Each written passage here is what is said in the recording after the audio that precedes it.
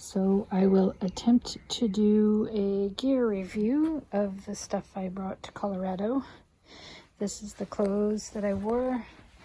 This is the Outdoor Research Echo Sun hoodie. You can see how the sun really faded the top. This is a great shirt. It wasn't too hot to wear, and yet it still kept me warm when it was cool outside. Has really nice thumb loops on the hem instead of like down the side, and it just fits nicely. I like it. These are the shorts I wore. These are men's REI running shorts. I cut the liners out. They have like little inner shorts liners. I don't like those at all. They are also rather faded and stained from wearing them, but they actually survived unscathed all of the scooting down on my butt that I did coming down from Gray's Peak. But this part I can only go down on my butt. This is the worst thing I've ever done. So that's good. And they got a little bit of pine sap on them. Otherwise, oh, and also my fanny pack kind of rubbed right there. But otherwise, they worked out really well. They're very comfortable. I wore this buff I got at a 99-cent store and a foam hat that my bird has chewed on because she doesn't like me wearing hats. And that is the bird. And then for shoes, I bought several pairs of Lone Peaks. These are Lone Peak 7, and I thought for fun I would swap them around and walk around in 2 different color shoes. So that's what I did, and I got a lot of comments, and people would be like, how did you do that? It's like, well, you buy several pairs and then just swap them around. I started only with these Darn Tough socks. They have a little bit of cushioning, but they get wet and then they take 2 days to dry, and it rained every day, so I stopped wearing them. And I also had these thin liner socks, so I started wearing these exclusively, and these made it more than 100 miles before they got some holes in them. So I was pretty happy with these. They don't absorb any water. And then I ended up buying these. Yeah, Smart Wool wool liner socks. They're not quite as thin as the Fox River socks, but they are thin. They don't absorb quite as much water as the Darn Toughs. So I was wearing these toward the end. I also wore this fanny pack. It's from Through Pack.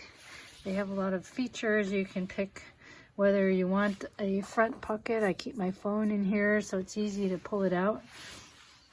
You can have that or not. They can put a pocket on the back. They can put 1 or 2 pockets inside. They have this comfy strap option. I just get the regular strap and the outer pocket, and that's it. And they come in lots of different colors. This is like the universe, the rainbow universe. And then this is my backpack. This is a Palante V2. It comes with 1 bungee on the side, side pockets. It has this stretch mesh that's really super durable, pocket on the outside, and then I added this extra pocket partially so I could have a CDT emblem on the back, and people would know when they saw me walking that, you know, if I wanted a ride or something, that I was a hiker on the CDT. But also this little pocket I put on the outside could hold wet things and sort of keep it away from the rest of the other pocket contents. The other thing that Palante has is a really big lycra bottom pocket that you get into from the side, and then while you're walking you can put your trash in this little hole. It's very convenient. You think, what a silly idea, but it's like one of the greatest things, being able to just pull a snack out from this side, stuff the wrapper in, kind of like a first in, first out kind of deal. So that's the Palante. I also added on the side a Z-Packs side pocket, and that's so I could hold my pot. It's kind of bulky and just takes up too much space being kind of empty. And then in order to facilitate things, I have sewn on extra little loops so that I can, you know, put bungees and things on it. And then the other modification that I have made is I took the seam open and took the original straps out, and then I made this nylon webbing daisy chain to be able to attach Nashville pack straps to it. I really like the Nashville system. I have a Nashville cutaway. It's a little bit small I was gonna have some 6-day food carries, and the Nashville is kind of small for that. So I thought this would, it's a little bit larger internal compartment capacity. So I thought this would be a better size pack. I still struggle though with getting the food and everything to fit in there. So I always kept my flashlight. It's a Nikkor flashlight. I always kept it in this pocket. That way at night I knew exactly where it was and I could easily find it. Toward the end I was carrying these really cool gloves that I bought in Creed, along with those socks, purple fuzzy. They're great gloves. I really like them a lot. And then I started carrying my filter in this pocket. It's very easy to access. It's just a Sawyer. And I just keep the drinking thing on. I can just stick the drinking thing in the bottle and it kind of stays inside the bottle, and it's easy to fill that way. And then I also bought a Melanzana hat at the Melanzana store. It's a little too big for my head, but I like the purple color, so I bought that. And that's what's in this side. So on this side I have my drinking bottle. It had a sport cap, but I broke it, and it turns out the Sawyer sport cap fits okay on top of here.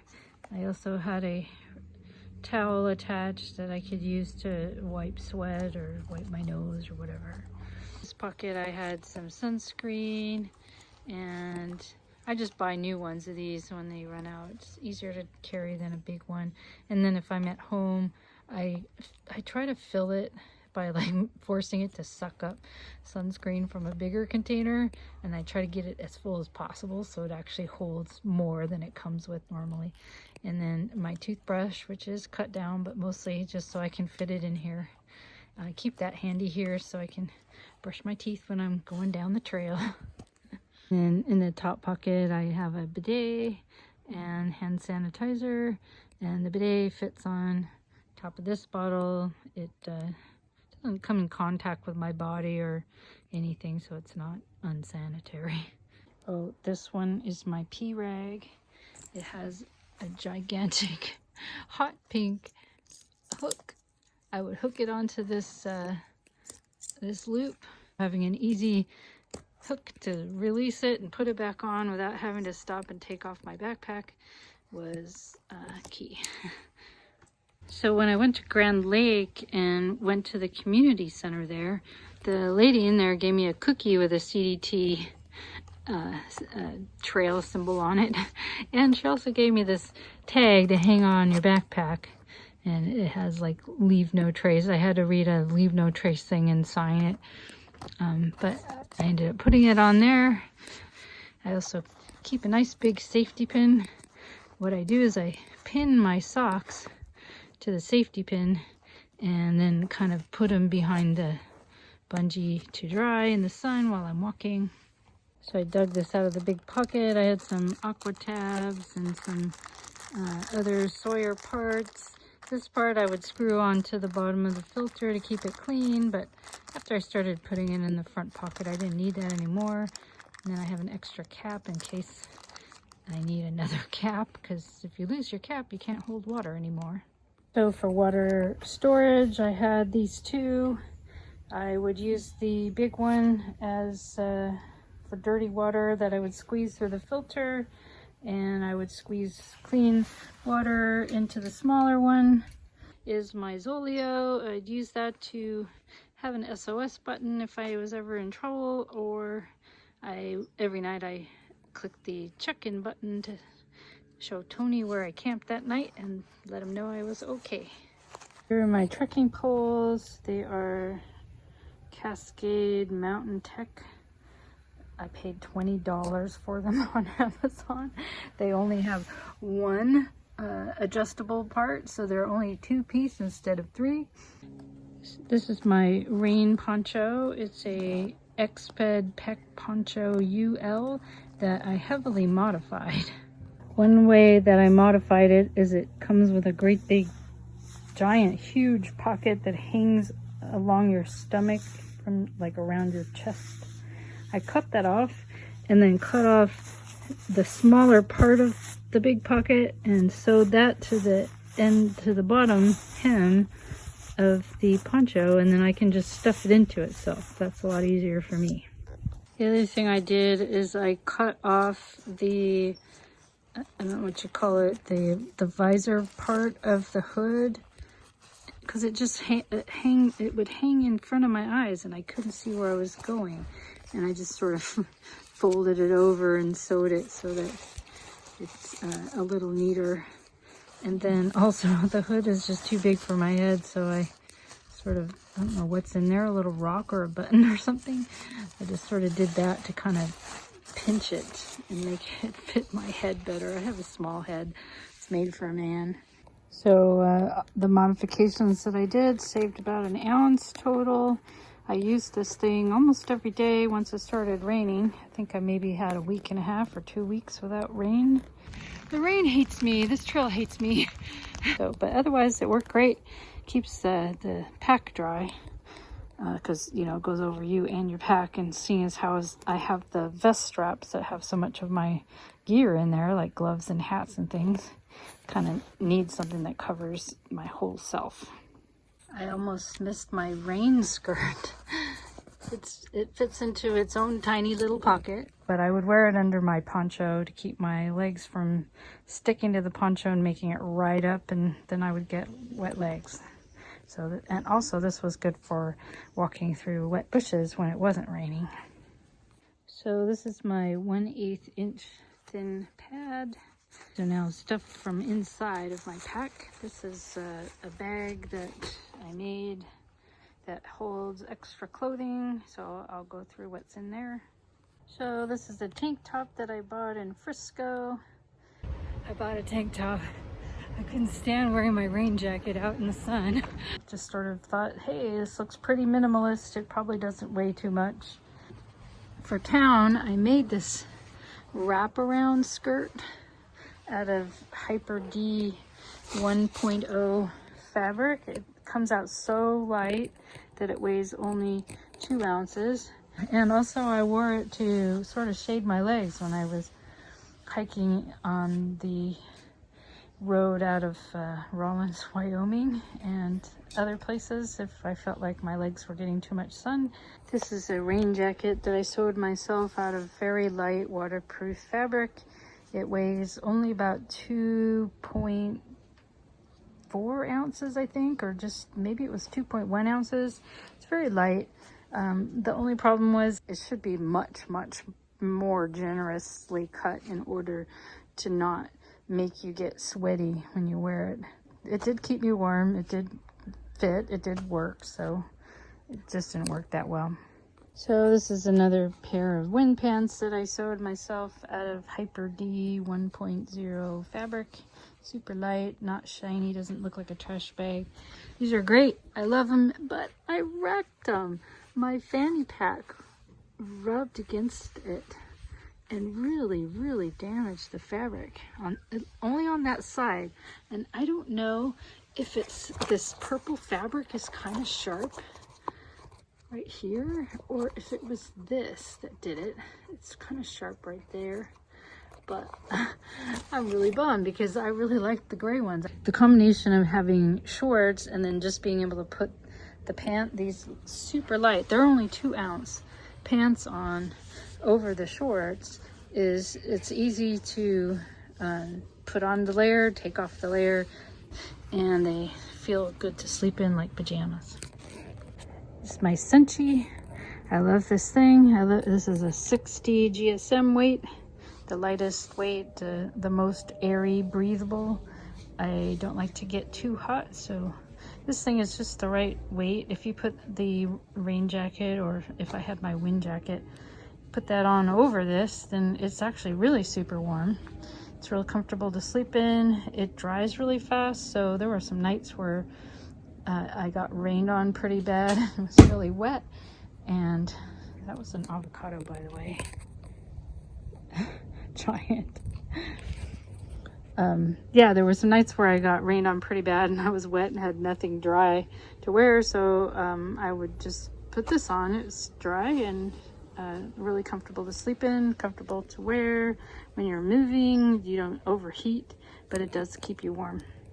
So there's a head net and mitts that I made. These mitts were great. I didn't really need these very much, but when I did, they were very good to have. Here's an alpha fleece hat that I made. It's sort of the pussy hat style.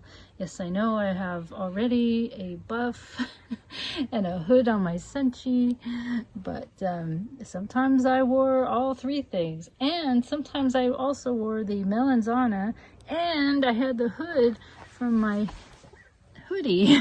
I don't care. I'll wear 5 hats. Here's my Continental Divide Trail Embrace the Brutality bandana. I didn't wear or use this much, but it did get to go on the trail, so it's got that brutal energy absorbed within it. The last thing in the bag are my sun gloves.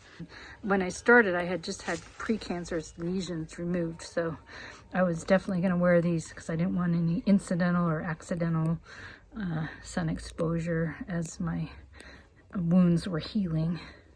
So then at night, this bag with all the extra clothes, however much I wasn't wearing at the time, made a really nice pillow. So the next item inside is my tent. I'm not going to take the tent out, but this is my ground sheet. My tent doesn't have a floor, so this was the floor that I slept on. I find this polycryo plastic lasts a long time. There is a hole in it, but it doesn't make any difference at all if there's any holes in it. I don't know why people worry about that. And these are my tent stakes. So I use these little ones in the corner. I use this one to hold the front. I use this one to pull out the back. I bought this one and used it to dig a hole when I needed to dig a cat hole. And then here's the one I found. Ooh, look, there's a tent stake. Cool. I'll grab that in the morning. This tent stake really sticks in the ground good. And then these little things on the side really hold your line good. But the top it hurts to push it into the ground. So I didn't use it much, but I'm gonna keep it just in case. So here's my cooking stuff.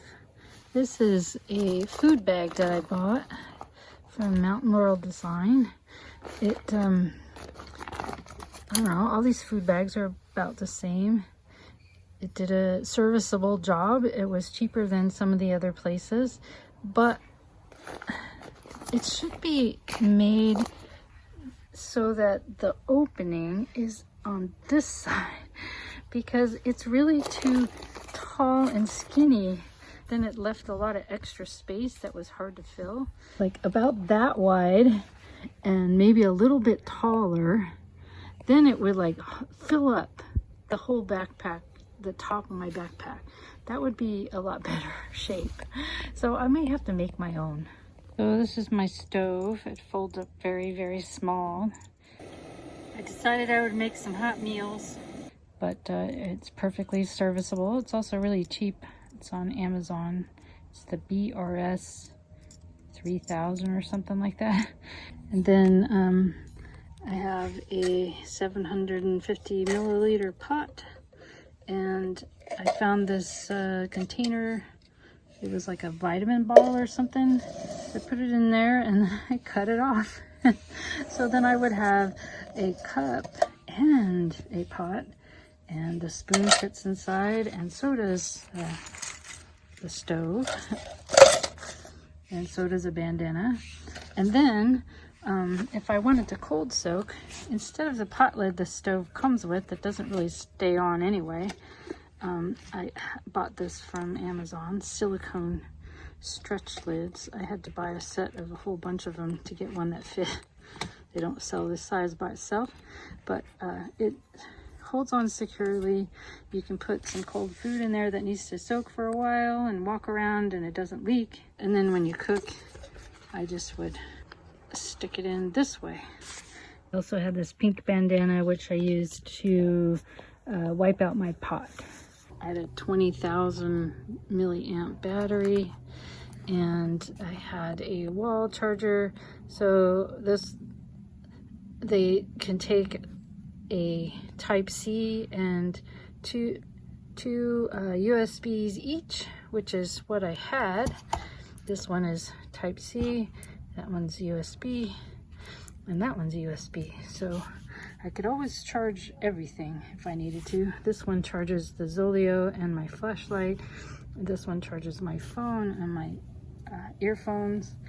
And then this thing plugs into my phone. I can transfer photos onto a disk and then delete them from my phone. My phone did get full of pictures and I had to delete them to take more. And then I kept everything in these 2 bags. It'd probably be lighter just to use one Ziploc bag, but whatever. That's what I had. Here's my puffy jacket. It's a Timmermade SDUL 1.5. I call it the Precious. It's so warm. I wasn't sure if I was gonna need it because I was gonna be there in the summer, but it did get cold enough to need it, so I was really glad to have it. So my sleeping bag, it's a Z-Pax. It's an older Z-Pax from, I don't know, at least a decade ago. It has coated down inside. It's like treated with some kind of chemical so it resists getting soaked with water. I modified it. It is a sleeping bag, so you zip it up and you're supposed to sleep on top of the zipper. So the zipper has no insulation.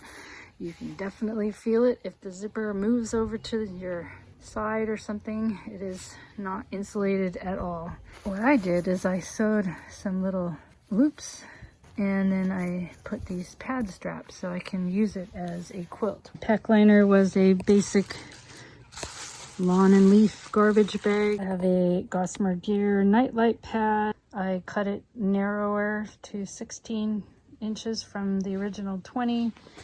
And I put some Velcro on the bottom. So with the Velcro, I could Velcro these two together. This one is folded in half, so it goes from 1/8 to 1/4. And then this one is, I think, 3/8 inch. And at first this wasn't very comfortable, but after a while I got completely used to it and I slept fine when I could sleep, when the altitude wasn't killing me. So I had these little things. Instead of a knife, I figured I could fly on the plane with these things and not get bothered, but and which was true, I could fly without being bothered. Little tweezers, nail clipper, but I needed a knife to cut cheese, so I also had a knife. So I kind of had 2 scissors, 2 ways to cut my nails, 2 pairs of tweezers.